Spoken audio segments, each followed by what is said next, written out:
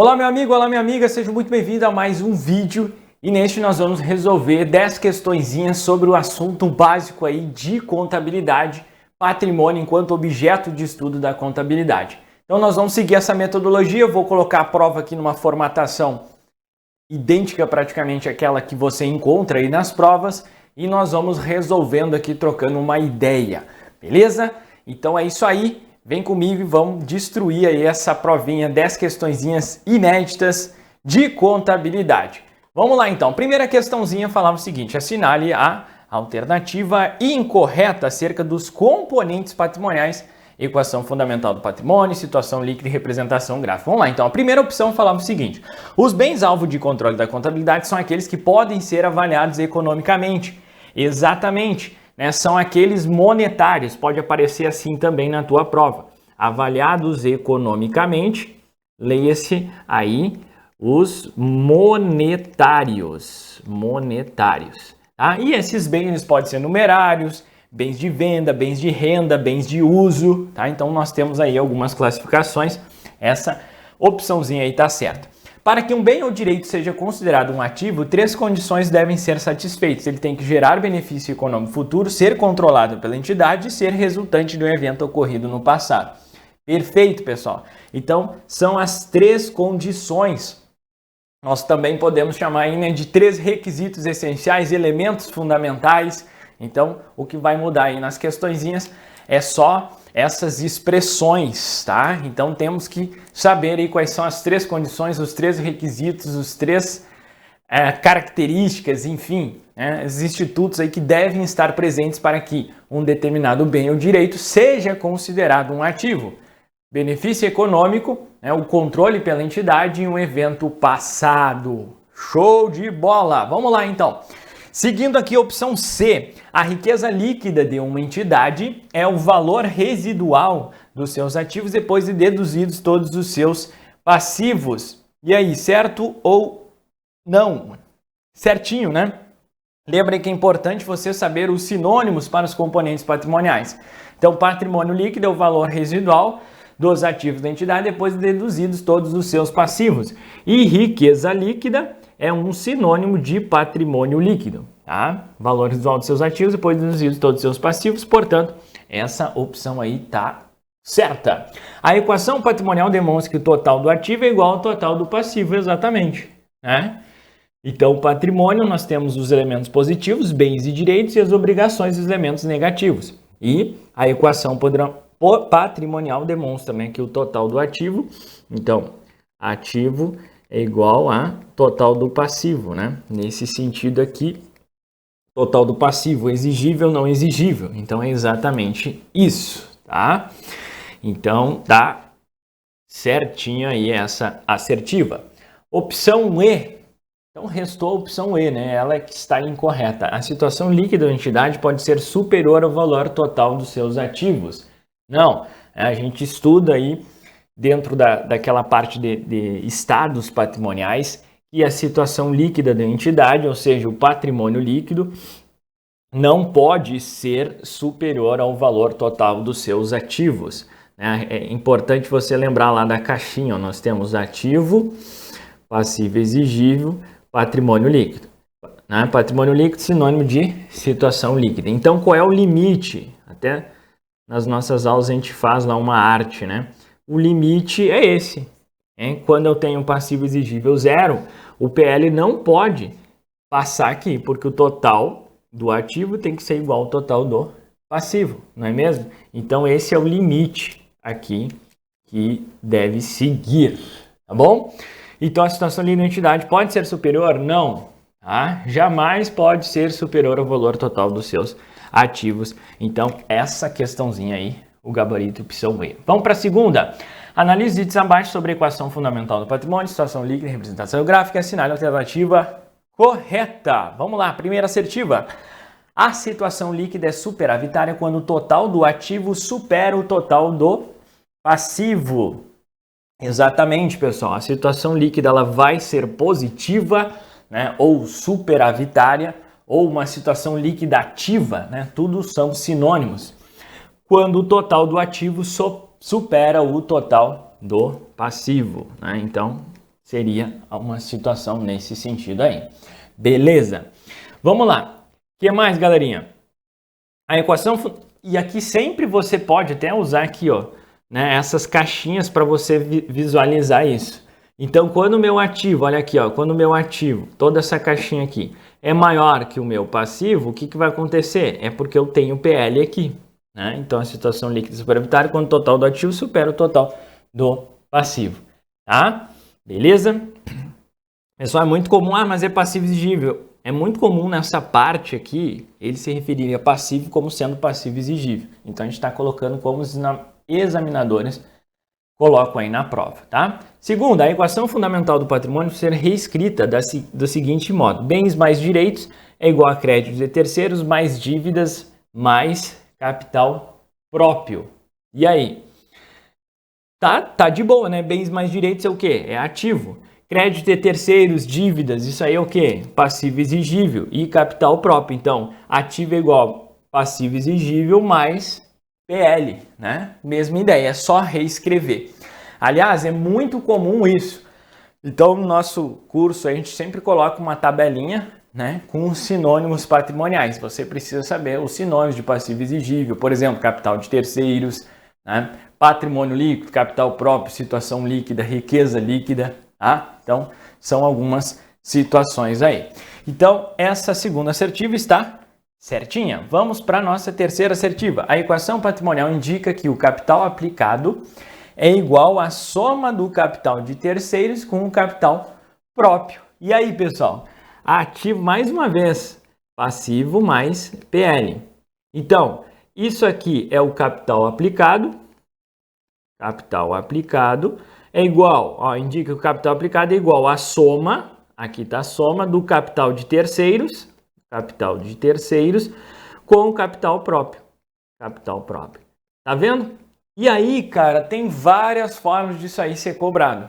É só você trocar os sinônimos. Tá? Então é muito comum, por isso que eu fiz aqui essa questãozinha para a gente se ligar nesse contexto. Tá bom? Então, 1, 2, 3, gabarito, portanto, opção E. Vamos para a nossa terceira questão. Determinada empresa possui para cada R$1 de capital próprio, 1,50 de capital de terceiro. Sabes que essa empresa possui o ativo total de 150 mil. Depois dessas informações, assinale a alternativa que indica o valor em reais do patrimônio líquido da empresa. Vamos lá. Então, a gente sabe que o ativo é igual ao passivo, né? É exigível aqui mais o patrimônio líquido. Essa é a equação fundamental do patrimônio. E aí, patrimônio líquido é o quê? Capital próprio, passivo exigível, capital de terceiros. Então, nós usamos lá os sinônimos. E aí a questão informa que a empresa possui para cada R$1 de capital próprio, 1,50 de capital de terceiros. Então, o que significa isso? Traduzindo, PL é igual a 1,5 PE, né? E aí, o que a gente vai fazer? A gente vai substituir lá na equaçãozinha, tá? Então, vai ficar assim, ó, 150 mil, né? A empresa possui ativo total de 150, eu substituí lá o ativo por 150 mil. 150 mil é igual a passivo exigível mais o PL é 1,5 PE. Agora você isola aqui, né? 2,5 PE. Passivo exigível é igual a 150 mil. Logo, o passivo exigível vai ser igual a 150 mil dividido por 2,5, que vai dar um total, né, de 60 mil.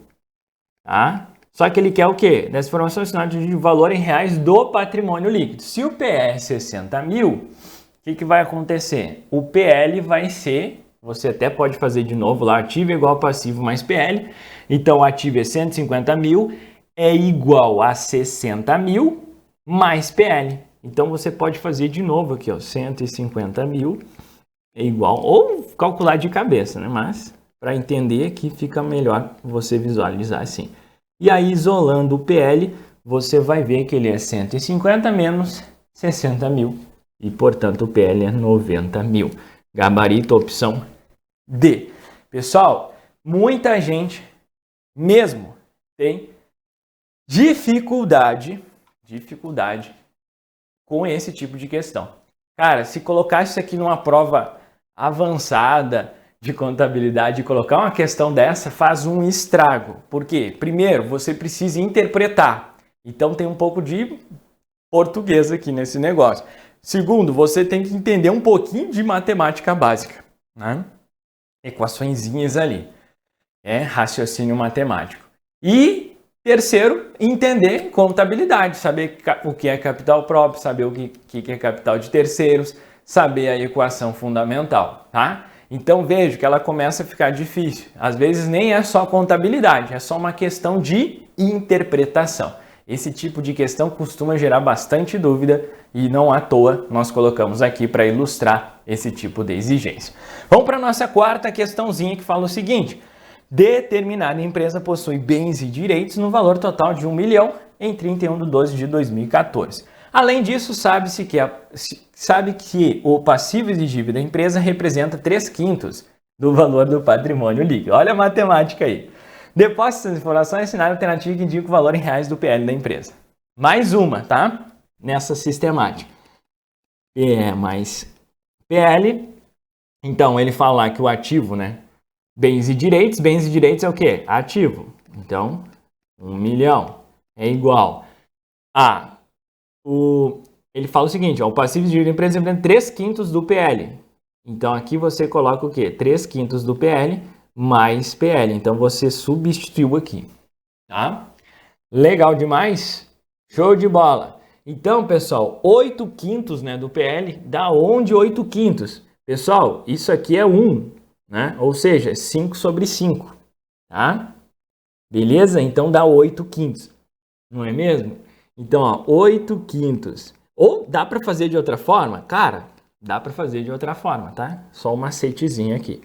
1 milhão. Importante é acertar a questão. E aí você isolando isso aqui, fazendo a equaçãozinha aí, o cálculo, você vai chegar em 625 mil. Tá bom? Beleza, beleza. Então isso aqui é 1 PL, né? 1 é igual ao quê? 5/5. Né? Ou você faz o mínimo múltiplo comum ali. Aí é uma questão, né, de matemática. Vamos lá. Quinta questãozinha. O termo...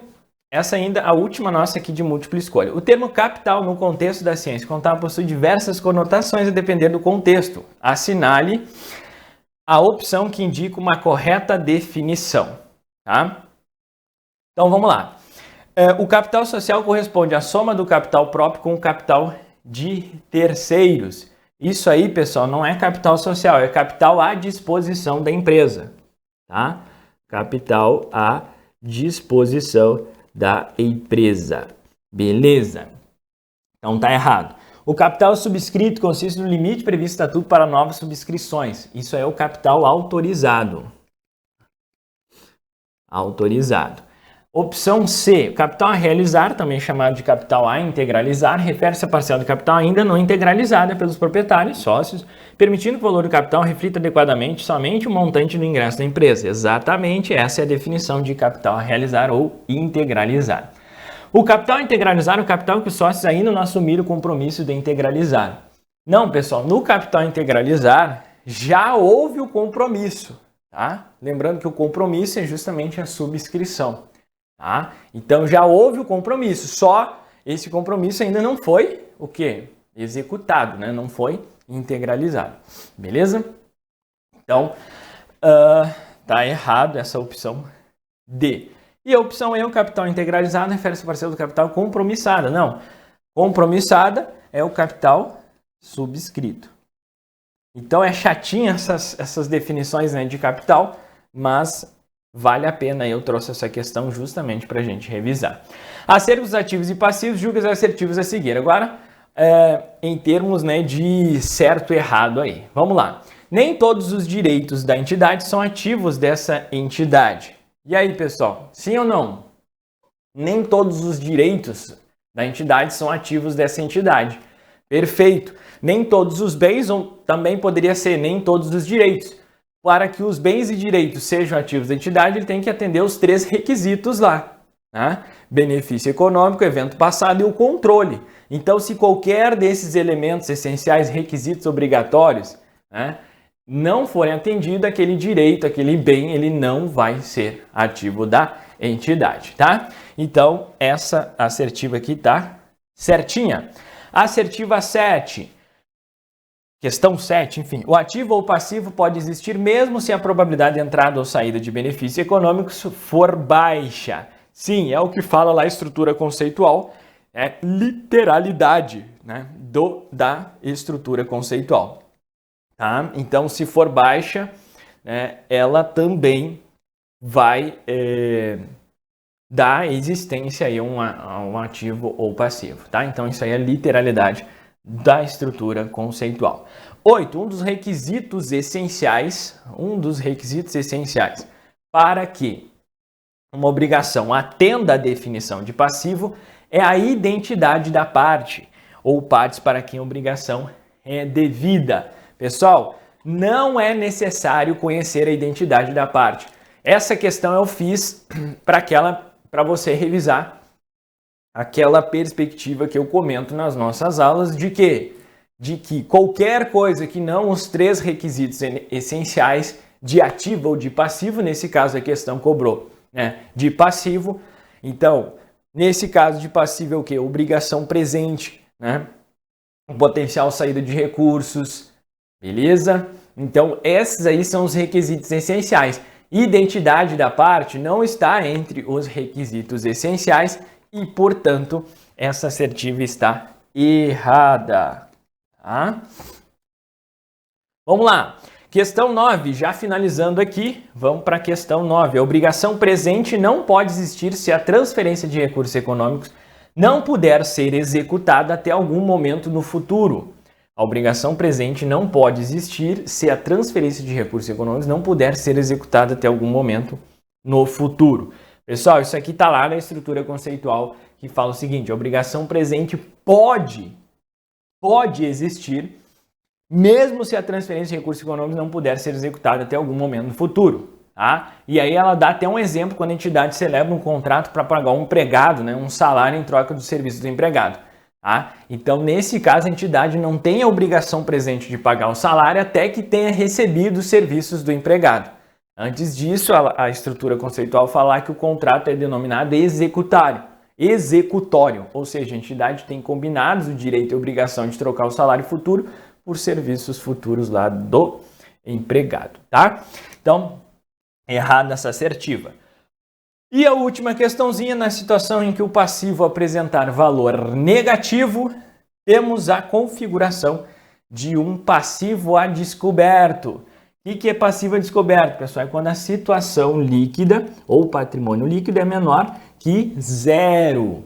A situação líquida é negativa, quando o valor do ativo é menor que o valor do passivo, não é mesmo? Beleza, então isso aí está errado. Show de bola! Então, meu camarada, fechamos aqui mais uma correçãozinha de questões inéditas. Espero que você tenha gostado. Siga o nosso canal Contabilizando e o nosso Instagram lá no @prof.gilmar_possait. É sempre um prazer enorme estar com você nessa jornada de estudos rumo à aprovação. Forte abraço, bons estudos e a gente se fala aí na próxima oportunidade. Valeu demais!